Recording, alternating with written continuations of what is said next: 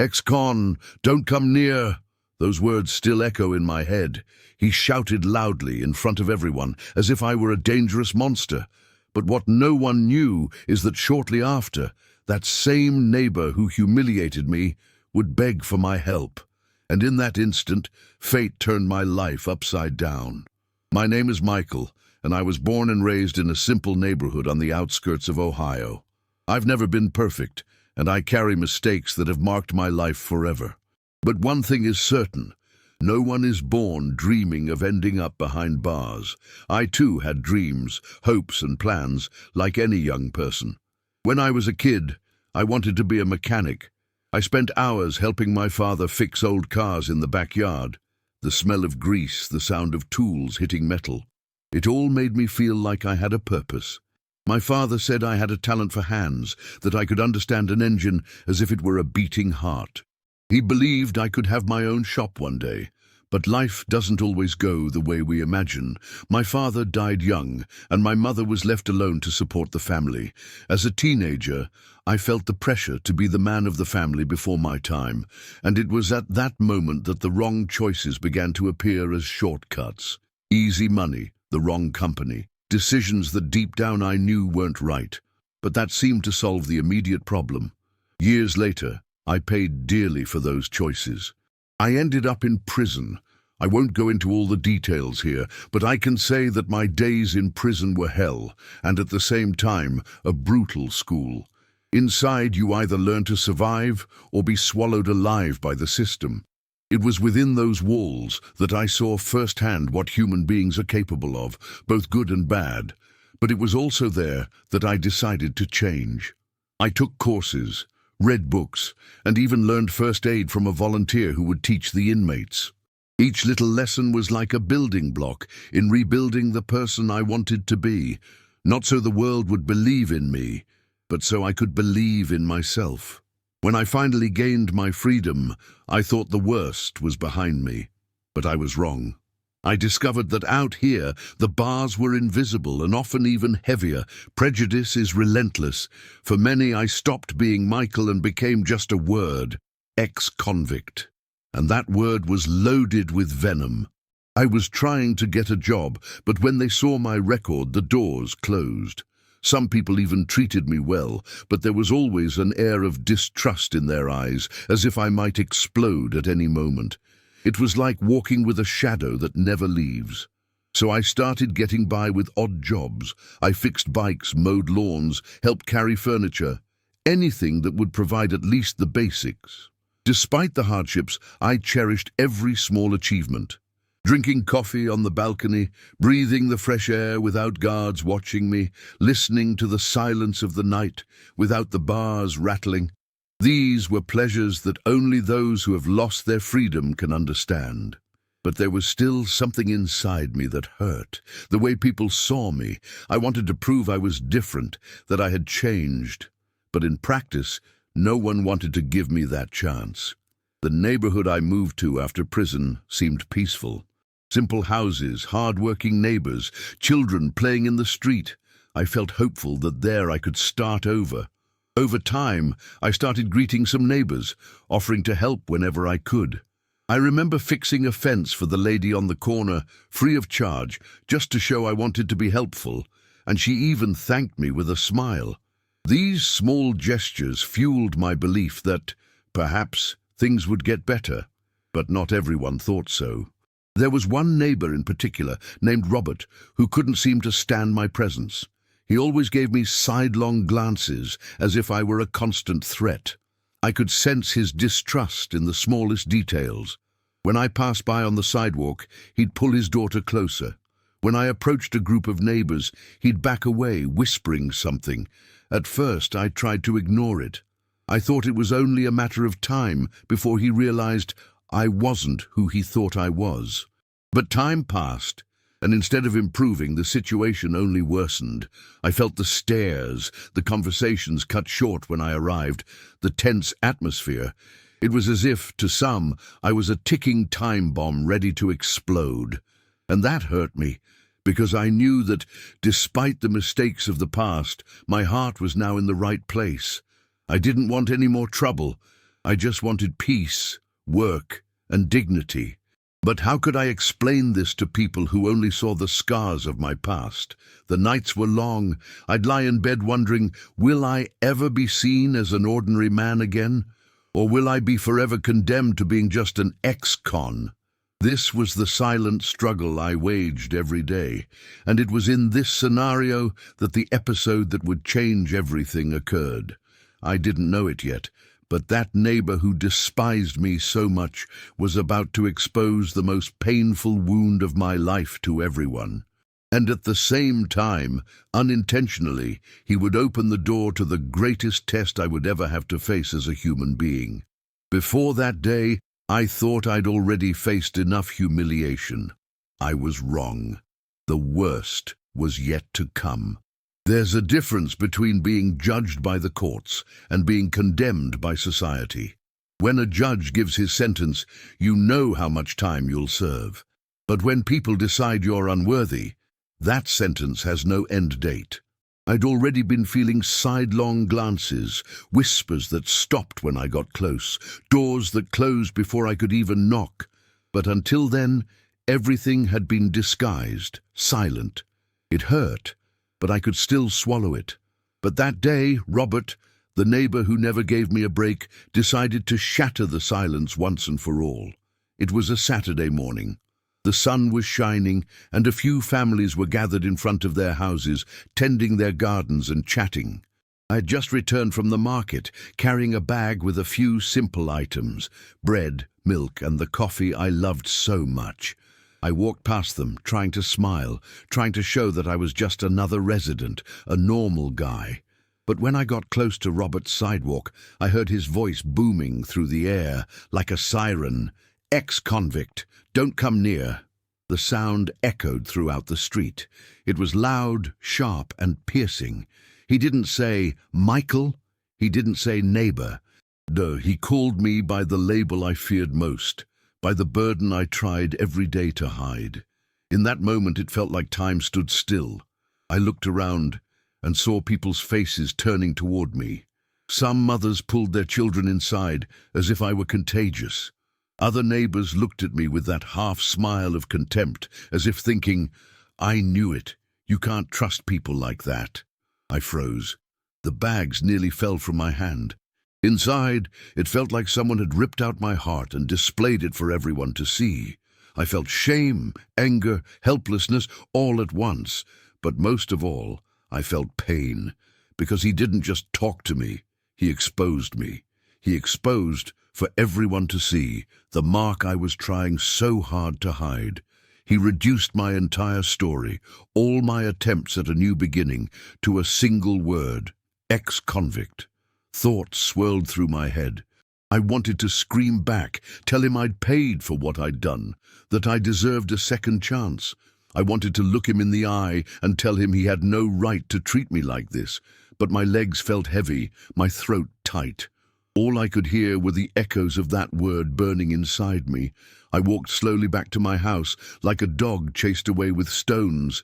With every step, I felt the weight of the eyes on my back. They weren't just looks of curiosity, they were looks of judgment, of condemnation. And that hurt more than any cold cell I'd ever known. When I closed the door behind me, I let the bags fall to the floor. I sat down on the kitchen chair and stood there, powerless, staring into space. I remembered the times when, still in prison, I promised myself that when I got out I would do everything I could to be a different person, that I would show the world that I had changed. But how could I show it if no one wanted to see it? And then I began to question myself. Did I really deserve to be there, living among them? Was my presence in the neighborhood a mistake? Because to Robert, and to many on that street, I wasn't Michael, the man trying to rebuild himself. I was just a walking danger, someone they needed to keep away to protect their families. The worst part was that those words weren't just affecting me. They were also affecting any chance I had of building something new. Who would want to trust me after hearing that? Who would give me a job, accept a service from me, or even sit down with me for coffee? It was as if Robert had stamped my forehead in capital letters, "Careful." I knew prejudice existed, but I never thought it would be exposed so cruelly, so publicly. That was the first open wound in my new beginning, and it wasn't a small wound. It was like a scar branded with fire, a reminder that no matter how hard I tried to run from my past, there would always be someone ready to scream and remind me of it. That night, lying in bed, I replayed the scene hundreds of times. His voice echoed like a hammer pounding in my mind. "Ex-con, don't come near me!" I closed my eyes and saw the faces of my neighbors looking at me again, some with pity, others with contempt, and it tore me apart inside. I wanted to believe the world could accept me again, but after that day, I began to feel like it might be impossible, that I was doomed to carry this label forever, with no chance of erasing it. And you know what hurt most? It wasn't just what he said. It was the fact that deep down, he believed he was right. To Robert, he wasn't being cruel. He was protecting himself, protecting his family. And somehow, that made it even worse. Because when someone believes they're doing the right thing by humiliating you, you realize there's no dialogue. No explanation is sufficient. The first wound wasn't just a scream. It was the weight of understanding that, no matter how much I'd changed, many would never believe it. It was the realization that my past for others would always speak louder than my present. And I knew that wouldn't be the last time I'd hear that label crushing me. It was just the beginning of the most painful battle of my life, proving that I was more than the mistakes I'd made. After Robert's scream, life in the neighborhood was never the same. Before, I felt only suspicious looks and hushed whispers. Now, after the public humiliation, everything seemed more blatant. It was as if he had authorized people to treat me as less than human. At first, I tried to act normal, as if nothing had happened. I continued greeting a few neighbors, offering to help with small tasks. But with each passing day, it became clearer. That word, thrown to the wind by Robert, had stuck with me like a tattoo. I once passed the house of a woman who had always greeted me before. She was watering her plants. When she saw me, she stopped suddenly, dropped the hose, and rushed inside, slamming the door behind her. The sound of the door closing was like a blow to my chest. It wasn't just fear. It was rejection. Another time, a resident who usually left his car with me for me to check the engine suddenly refused my service. He said he didn't need it anymore, but I saw the way he looked at me as if thinking, I'm not leaving my things in this guy's hands anymore. It was then that I realized that Robert's scream had planted seeds that were sprouting on every corner of the neighborhood. But the episode that struck me most happened on a Sunday afternoon. There was a group of kids playing bikes in the street, and one of them fell and scraped his knee. I instinctively ran to help, grabbed the boy by the arm, and offered my hand.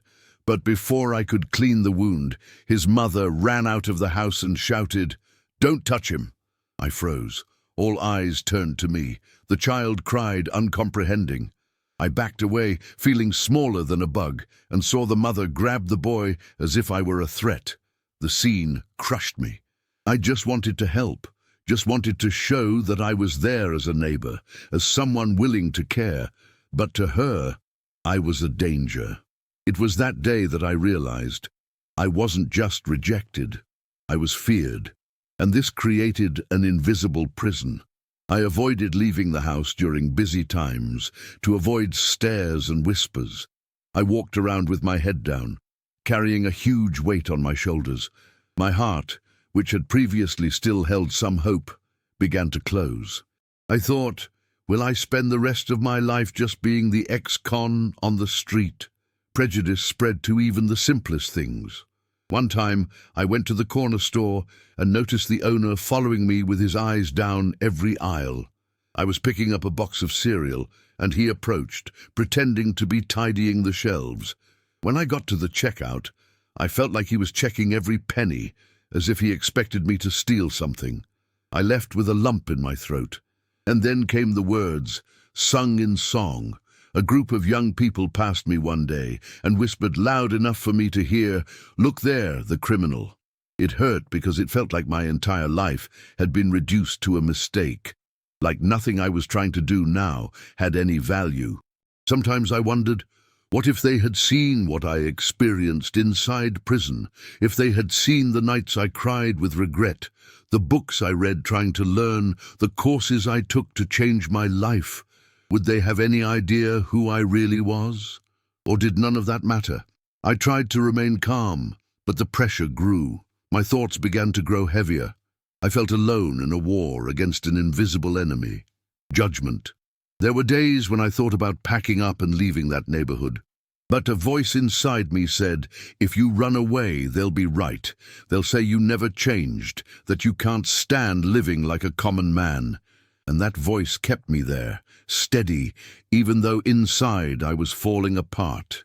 Every new pierced look was a wound. Every closed door was a reminder that I was still trapped, just in a different way. What cut me the most was realizing that I could even try to rebuild my life, but I couldn't force anyone to believe me. And then, as if that weren't enough, Robert seemed to feel increasingly comfortable teasing me. One time I was sweeping the front of my house when he walked by and said loudly, for everyone to hear, there are people who should go back to the place they should never have left. I froze. I felt my blood boil. Everything inside me wanted to react, wanted to face that man and throw back all the pain he'd caused me. But I held back. Because I knew that if I made one false step, if I lost control, I'd give them exactly what they were hoping for, confirmation that I hadn't changed. But keeping this silence ate away at me. I swallowed the words, and each swallow was like swallowing glass. I felt smaller and smaller, more and more suffocated, more. At night, lying in bed, I wondered, how far will this go? How long will I have to endure being treated like a monster? Will someone ever look at me and see beyond my past? Little by little, I began to lose faith. I no longer believed in fresh starts. I no longer believed in second chances. It seemed like everything I did was nothing more than a futile attempt against a wall too high to be broken. And it was in this climate of hopelessness that the conflict reached its deepest point. Because it wasn't just Robert against me. It was as if the entire neighborhood had silently come together to remind me every day that I didn't belong. Every morning as I left my house, I didn't just see neighbors going about their business. I saw judges who had never listened to me, never really known me, but who, with their looks and attitudes, had already condemned me to a seemingly endless sentence. And I alone wondered, how do I fight a trial that never ends? How do I prove anything to people who have already decided you're guilty, no matter what you do? The conflict was no longer just external. It had entered my own being. I no longer fought just against the prejudice of others, but against the inner voice that was beginning to believe them. The voice that said, maybe you'll never amount to more than this. Maybe they're right. That was the real weight. Not Robert's scream, not the closed doors, but the internal battle of not letting hatred and shame define me again. Everyone has a limit, no matter how strong you try to appear, no matter how much you pretend you can handle it. There comes a point where the weight is too much to carry, and I've reached that point. After weeks of living like a ghost in my own neighborhood, I no longer recognized who I was. The Michael who dreamed of rebuilding his life seemed to have vanished. All that remained was a tired man, crushed by rejection, walking with his head down, unable to look anyone in the eye. Every time I left the house, it was like walking into a minefield.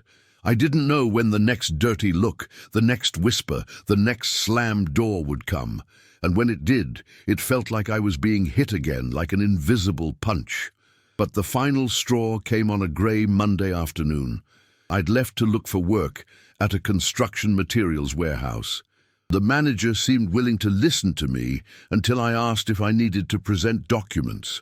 When he saw my background, he slammed the folder shut and said coldly, "Sorry, but we don't hire people like you." People like you. Those 3 words stayed with me on the way home.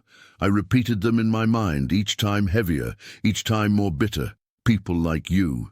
This wasn't Michael. This wasn't a man trying to rise up. This was a dirty, unwanted category, with no right to a second chance. I got home, dropped my backpack on the floor and sat on my bed. I stared at the empty walls and felt small, insignificant. The silence of the house seemed to mock me. I picked up an old photo of my family from when my father was still alive. He smiled with that firm look in his eyes, as if he believed in me more than I believed in myself. I ran my fingers over the image and felt a sharp pain in my chest. I wondered, if he saw me now, what would he think of me? Would he be proud or ashamed? The tears began to fall uncontrollably. I cried like I hadn't cried in years, a stifled, painful cry that seemed to come from deep within. I didn't cry just because of what Robert shouted, nor because of what the neighbors thought. I cried because, for the first time, I began to believe they were right. Was I really just an ex-con? Would I never be seen as anything else? Was every effort to change just an illusion, a futile attempt against a world that had already decided my fate? That night, despair overcame me. I sat for hours on the edge of my bed, staring into space. I thought about disappearing. I thought about packing my bags and disappearing without looking back. I even thought about ending it all, because at that moment there seemed no way out. Prison had taught me to endure pain, loneliness, and humiliation. But what I faced now was different. It was like a prison without walls, without bars, without end. A silent condemnation with no end date. My mind swirled with bad memories. The cold nights in my cell, the guards' scornful looks, the times I'd had to fight to survive. And now, out here, it seemed I was still fighting, only against something even more cruel: indifference. I stood up and looked at myself in the bathroom mirror. My face was tired, my eyes were red, and I was unshaven. For a moment I didn't see Michael. I saw only what they said: the ex-con. It was as if my true self had been erased, replaced by a label that stuck to my skin. I felt an immense rage at myself. Anger at having made mistakes in the past. Anger at having given people reason to judge me. Anger at not being able to prove I was different. I pounded hard on the sink, as if I could break that reflex that imprisoned me. But deep down, it wasn't anger. It was pain. The pain of wanting to be accepted and not being accepted. The pain of trying to start over and being rejected every time. The pain of knowing that no matter how much I screamed, no one was willing to listen. I threw myself back on the bed, exhausted, my head spinning. The ceiling seemed to be falling in on me. I wondered if God still looked at me, if he still saw any hope in my heart, because I no longer saw it. It was rock bottom. The moment when loneliness seemed bigger than the world, when the urge to give up was stronger than any desire to fight.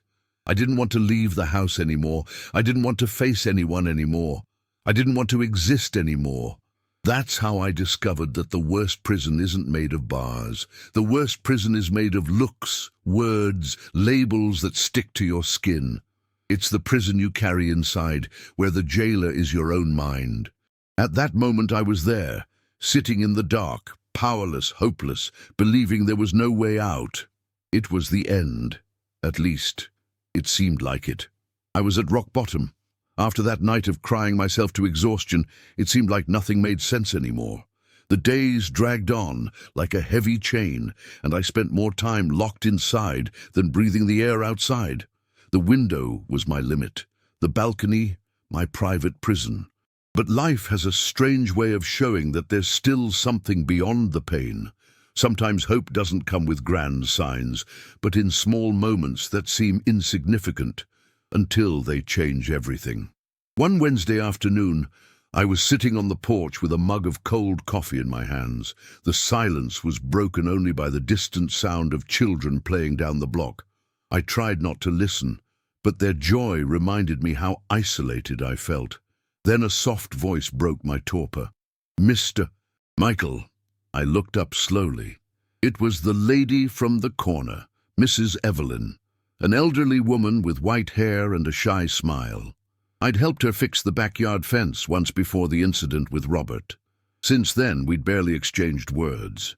But there she was, standing in front of my gate, holding a dish covered with a dish towel. "I made apple cake.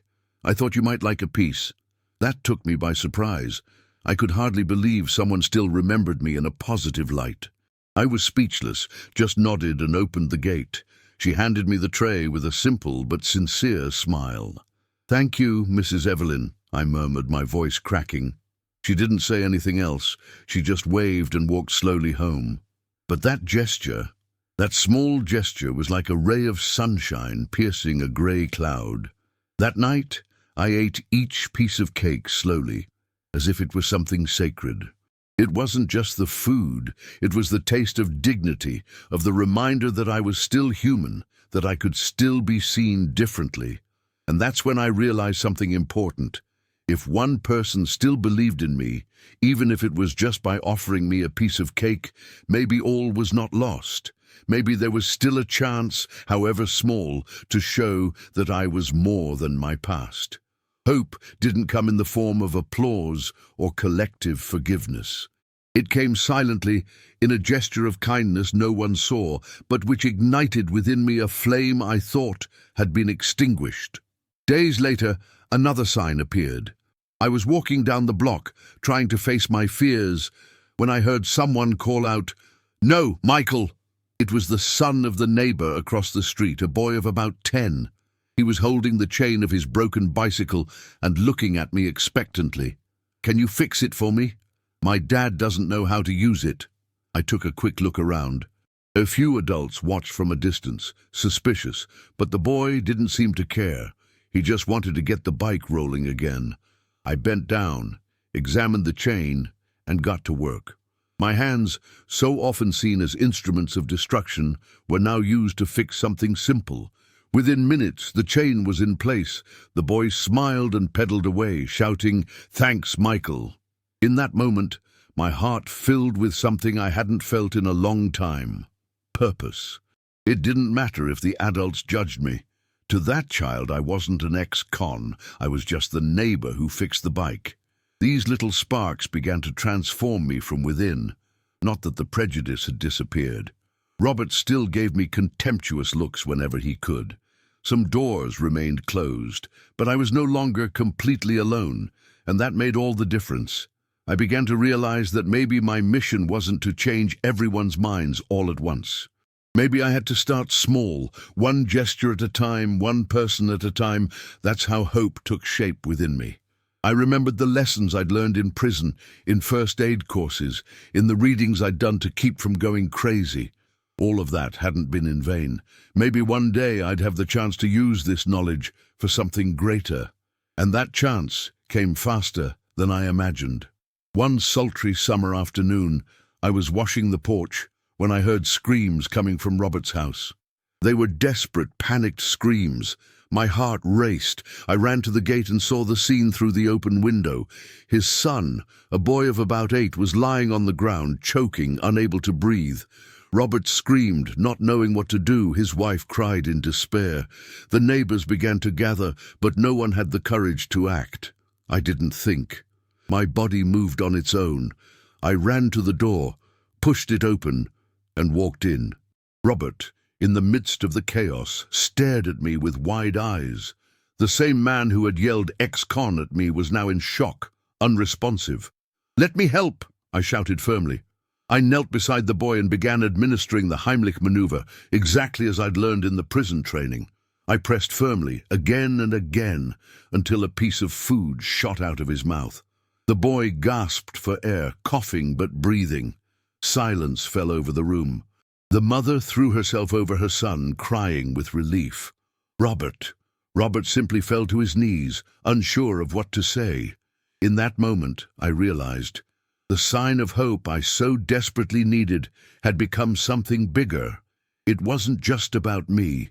It was about showing that even someone with a blemished past can be capable of saving a life. And for the first time, I saw in everyone's eyes not just fear or contempt. I saw surprise. I saw recognition. The tide was beginning to turn. And it all started with a simple piece of apple pie delivered by a kind-hearted lady. Hope sometimes hides in the details, and when it finds room to grow, it can change entire destinies.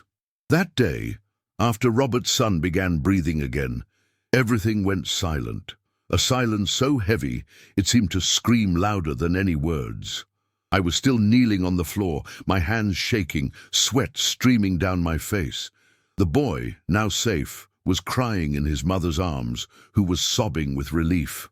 And Robert stood there, unresponsive, his eyes fixed on me. It was as if he couldn't believe what had just happened. The same man who had screamed at the entire neighborhood to keep me away now saw with his own eyes that it was I who saved his son's life, the ex-convict he so despised. The neighbors who had gathered at the door were also shocked. Some whispered, others looked at me as if seeing a new version of myself for the first time. I realized that there, in that moment, something had changed, not in the whole world, but in that stretch of street, in that small circle of people who until then had seen me only as a threat. When I stood up, Robert tried to speak, but his voice wouldn't come out. He opened his mouth, closed it again, looked at his son, and then at me. His eyes were red, filled with unshed tears. I saw something in that look I'd never seen before. Shame. He didn't apologize at that moment. Perhaps his pride wouldn't allow it, but I didn't need words. Just seeing him slump his shoulders, not daring to look me in the eye, was enough to make me realize the injustice he was carrying against me. I left the house without saying anything. I walked past a group of neighbors watching me. No one laughed, no one whispered.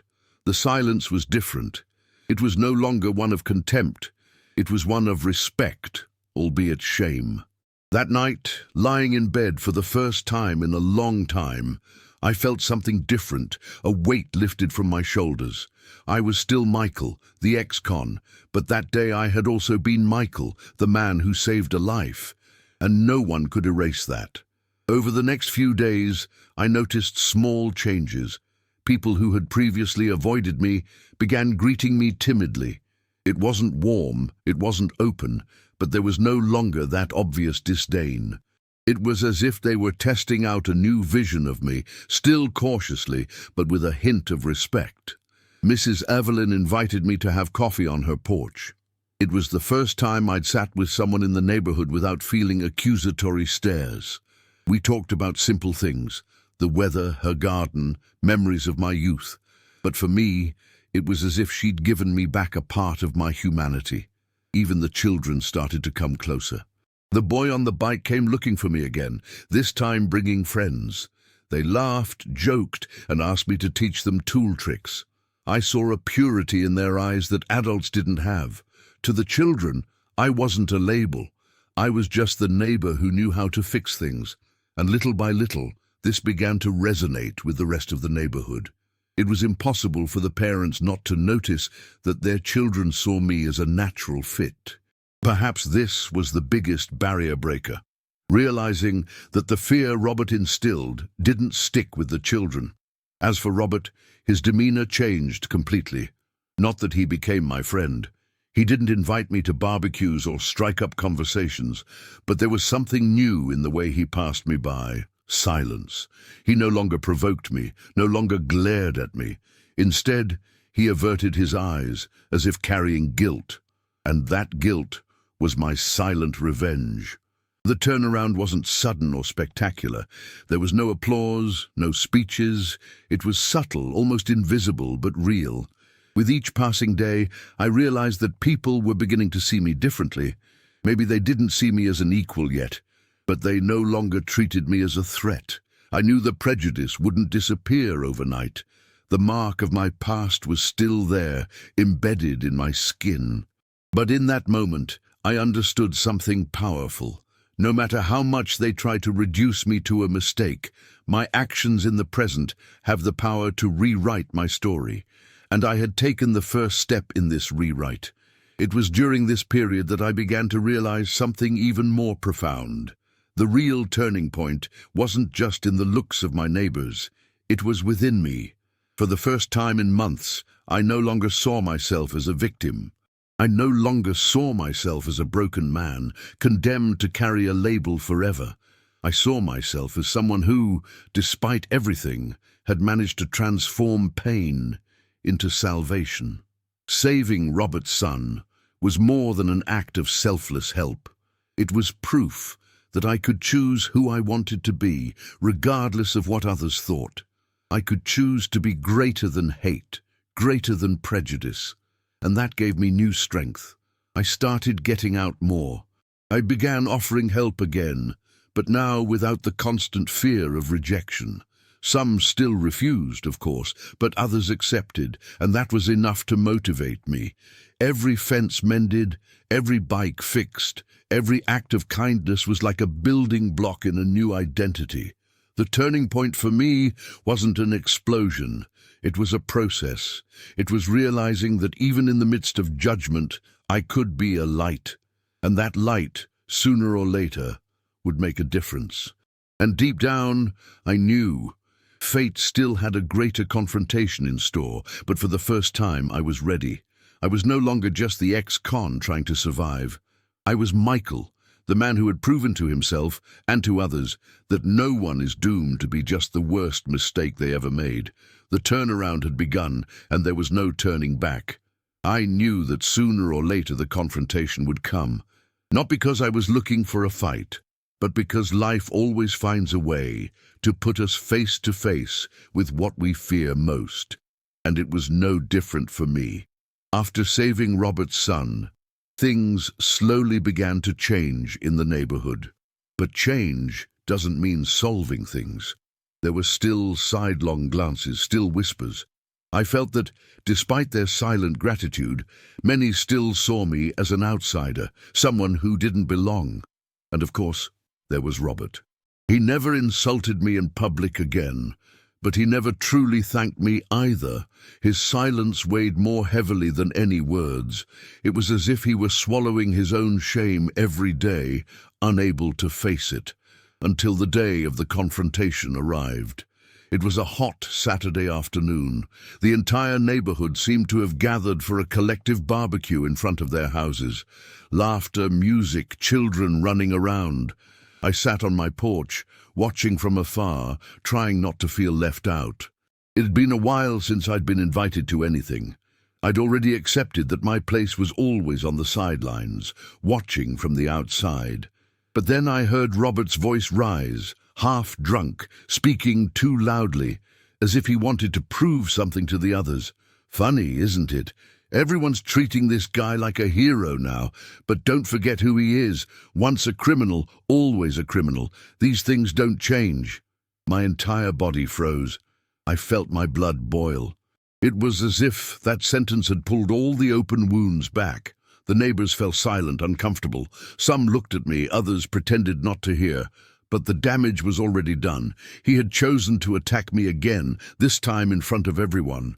I could have remained silent, as I had so many times before. I could have swallowed the poison in silence and gone back inside. But in that moment, something shifted inside me. I was no longer the bent, broken Michael. I was the man who had saved a life, who had proven that he didn't need to be defined by a label. I stood up slowly, my heart pounding in my chest. I crossed the street, step by step, until I reached the center of the circle where everyone was gathered. I felt the heavy gazes, the conversations stop, and then I looked at Robert. "You're right about one thing, Robert," he said, his voice firm. "I was arrested. I made a mistake, and I paid dearly for it. I spent years behind bars, paying every second for my mistakes. But do you know the difference between you and me? It's that I had the courage to face my past and change. You still hide behind your prejudice." The silence was absolute. Robert tried to laugh, but his voice faltered. "You think you can fool everyone? That one act of kindness will erase what you've done?" I took a step forward, looking straight into his eyes. "No, Robert, nothing erases what I did. I will never deny my past. But the difference is that I choose not to live trapped in it. Every day I wake up trying to be a better man. And it was this man who saved your son's life. It wasn't the criminal you shouted to the entire neighborhood. It was Michael, a human being, a neighbor, a potential family man, someone who, despite everything, still believes in starting over. I felt my words echo around the circle. Some neighbors shook their heads silently, others looked away, embarrassed. But I realized that for the first time they were truly listening to me. It wasn't just the label speaking, it was me with all my pain and truth. Robert was speechless, his eyes lowered, his face flushed. It was as if his entire mask of arrogance had fallen away at once. I took a deep breath and concluded, "You can continue to hate me, Robert. You can call me an ex-con until the last day of your life. But know this, when you needed me most, I didn't turn my back. And that's something no prejudice can erase." I turned and began walking back to my house. Behind me, the silence was deafening. But it was no longer the silence of contempt. It was the silence of reflection. In that moment, I felt a strength within me that I had never felt before. Not because I had defeated Robert, but because I had finally conquered my fear. For the first time, I spoke out loud what I carried inside. And they heard. That was the real confrontation. Not with punches, not with shouts, but with the truth, with the courage to stand up before everyone and say, "I am not just my past." That night, I returned to my bed a different person. The weight was still there, of course. The label still existed. But I knew something had changed. I was no longer invisible, nor just a target of scorn. I was a man who had faced prejudice head-on. And even though Robert would never admit it, I knew, in that moment, in front of everyone, he had lost. And I, finally, had begun to win. After that public confrontation, something definitely changed in the neighborhood. I didn't realize it right away, but the seed had been planted. When you speak the truth firmly, without hatred, it resonates in people's minds. And that's what happened. In the days that followed, I noticed that my neighbors looked at me differently. There was still distrust, of course, but now there was also respect. I was no longer just the man marked by the past. I was the man who had the courage to stand up and face not only Robert, but everyone's prejudice head-on. It was as if the entire street had witnessed a silent trial, and for the first time, the scales began to tip in my favor. Robert, on the other hand, seemed increasingly small. He no longer had the same arrogant demeanor. He walked past me with his head down, avoiding eye contact. It was as if all the authority he had built among his neighbors had shattered along with his words. He was no longer seen as the man who protected the neighborhood from the dangerous ex-con. Now he was the man who tried to destroy someone and in the end needed to be saved by him. And that was the poetic revenge life gave me. I didn't need to raise my hand. I didn't need to insult him. I just had to live the truth. I just had to let the facts speak for me. Little by little, other neighbors began to approach me. One, who had previously avoided me, asked me to help him tidy up his garage. Another asked me to fix his lawnmower. They weren't big things, but they meant a lot to me. Each request was a vote of confidence, a crack in the wall that separated me from them. One day, even the owner of the grocery store, the one who'd been watching me suspiciously in the aisles, took me aside. He said he needed someone to help with deliveries and asked if I'd be willing. I accepted immediately, not for the money, but for the chance to prove once again that I could be useful. And so, slowly, I began to carve out a space for myself. I didn't need to move neighborhoods. I didn't need to flee. I stayed right there, exactly where they said I didn't belong. Meanwhile, Robert sank into his own silence. He was no longer the center of conversation, no longer held the same moral compass. It was as if the weight of shame crushed him. Every time he passed me, I saw in his eyes the reflection of defeat. Not because I had destroyed him, but because he had destroyed himself with his own hatred. And oddly enough, I felt no pleasure in it. There was no joy in seeing a man humiliated. What I felt was something deeper, peace. Peace in knowing I didn't have to get dirty to win. Peace in understanding that poetic justice happens when the truth stands on its own. My true redemption wasn't the respect of my neighbors, nor Robert's downfall. My redemption was looking in the mirror and seeing Michael again. Not the label, not the mistake, but the man. The man who chose not to return hate for hate, who chose to save a life rather than turn his back. And it was during this period that something even more remarkable happened. One day, I was arriving home when I heard hurried footsteps behind me. It was Robert. He looked nervous, sweating as if he were carrying a huge weight. "Michael, wait," he said, his voice breaking. I stopped. He stood there for a few seconds, taking deep breaths, until he finally said, "I wanted to thank you for what you did for my son. I know I have no right to ask for anything, but I'm sorry." Those words took a while to sink in. For months I dreamed of this moment, but when it finally arrived, it wasn't what I'd imagined. There was no sense of victory, no sense of revenge. What I felt was relief. I looked at him and replied, "Robert, I didn't do it for you. I did it for your son. He wasn't to blame for what happened between us. But if you truly want to apologize, then stop looking at me as a label. I am more than my past, and everyone deserves a chance to start over." He nodded silently, his eyes filled with unshed tears, and walked away. In that moment, I realized that life had come full circle. The man who exposed me, who humiliated me in front of everyone, now bowed his head before me, acknowledging he was wrong. And I, who had previously only wanted revenge, discovered that my greatest victory was not needing it. Redemption didn't come from outside. It didn't come from applause, nor from the forgiveness of others.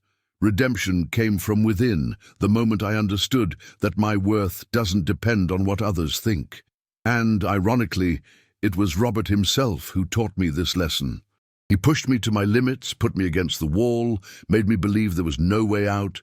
But in the end, it was precisely this pain that made me grow. Today, when I look back, I see that poetic revenge wasn't seeing him humiliated. It was realizing that I didn't need to lower myself to win. I didn't need to prove anything by screaming, fighting, or losing myself. I proved it by living. And deep down, I think that was the greatest punishment for him, realizing that all the hate he'd thrown at me had returned to him. While I rose, he sank. While I found peace, he carried the guilt. That was the final turning point. That was my redemption. Sometimes when I walk down the street in my neighborhood, I still hear echoes of the past. Robert's scream, calling me an ex-con, the doors closing in front of me, the children being pulled away. These memories haven't disappeared, and perhaps they never will. But today they no longer crush me as they once did. Today, they are just reminders of a war I had to fight to become who I am. I've learned that life doesn't always give us the chance to choose how we'll be seen. Sometimes the world labels us before even hearing our story. But what I've learned these past few months is that what truly matters isn't what they see. It's who you decide to be, even when no one believes you.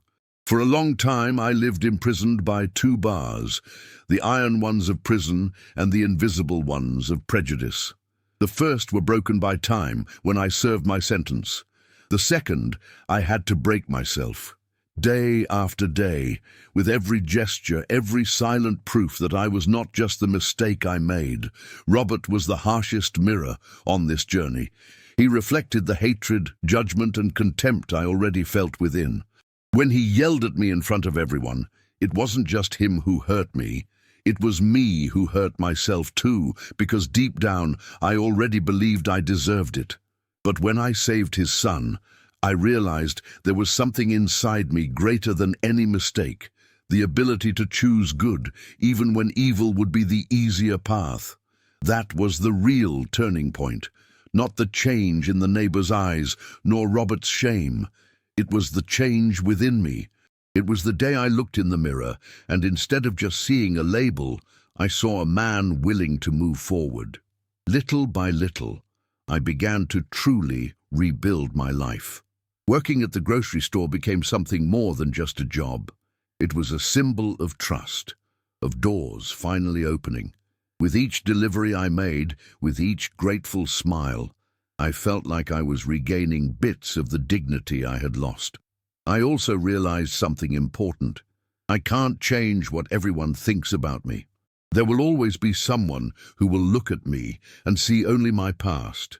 But that no longer scares me, because I discovered that true freedom isn't found in what others say.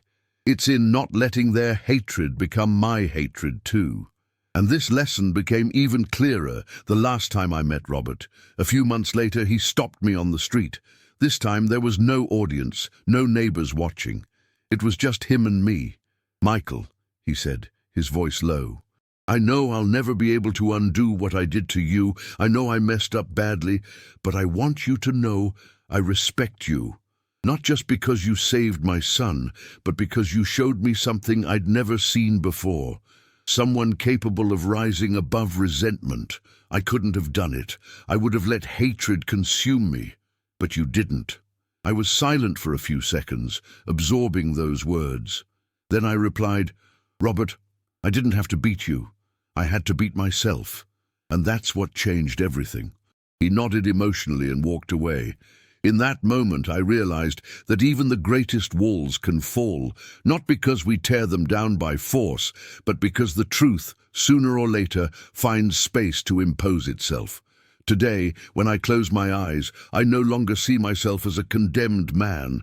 I see myself as someone who has learned to live with scars, but without letting them define me. Every mark from my past is a reminder of what I've overcome, not a sentence of what I'll still be. And the image I hold for myself is simple. I remember the door to my house, that same door I so often closed behind me, hiding from shame, locked by fear of stairs. Now, when I leave and close that door, I no longer feel trapped. I feel free, because I know that when I open it again, I will face the world not as one fleeing, but as one who belongs. This is my story, a story of pain, humiliation, and prejudice, but also of overcoming, courage, and a redemption that didn't come from others. It came from within. And if there's one thing I've learned at the end of it all, it's this: no one is doomed to be just the worst mistake they ever made. Life always gives us the chance to write new chapters, and I chose to write mine, not with resentment, but with hope. So when I close my front door and feel the lock click, it's not fear that accompanies me. It's relief. It's the certainty that, finally, I'm free. Free from bars, free from labels, free even from myself. Free to simply be Michael.